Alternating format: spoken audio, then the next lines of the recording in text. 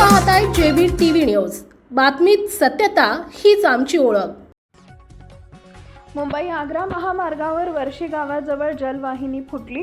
धुळ्याचा पाणी पुरवठा धोक्यात, लाखो कोट्यावधी लिटर पाणी वाया। धुळे शहराला पाणी पुरवठा करणारी मुख्य जलवाहिनी मुंबई आग्रा राष्ट्रीय महामार्गावरील वर्षी गावाजवळ फुटल्याने मोठ्या प्रमाणात पाण्याची नासाडी होत आहे।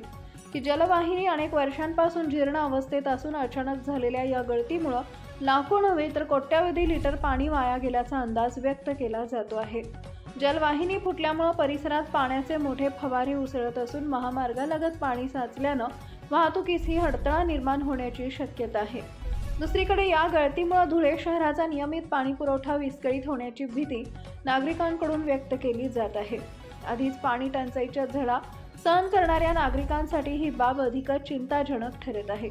सदर जलवाहिनी जुनी व जीर्ण झाल्याने वारंवार अशा प्रकारच्या गळतीच्या घटना घडत असल्याचा आरोप स्थानिक नागरिक करत आहेत। योग्य देखभाल दुरुस्ती न केल्यामुळे अमूल्य पाणी रस्त्यावर वाया जात असून याकडे प्रशासनाचं दुर्लक्ष होत असल्याचा संताप व्यक्त केला जातो आहे।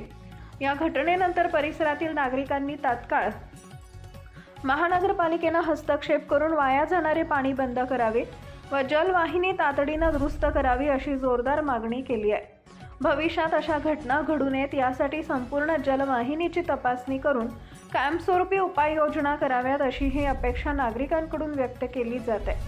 जर वेळीच उपाययोजना करता आल्या नाहीत तर धुळे शहराचा पाणी पुरवठा मोठ्या प्रमाणात विस्कळीत होण्याची शक्यता असून प्रशासनाने याची गंभीर दखल घेण्याची गरज निर्माण झाली आहे। प्रतिनिधी परीक्षित परदेशी, धुळे। आपल्या परिसरातील महत्त्वाच्या बातम्या पाहण्यासाठी आजच आमच्या जेबी टीव्ही न्यूज चॅनलला YouTube वर सबस्क्राइब करा आणि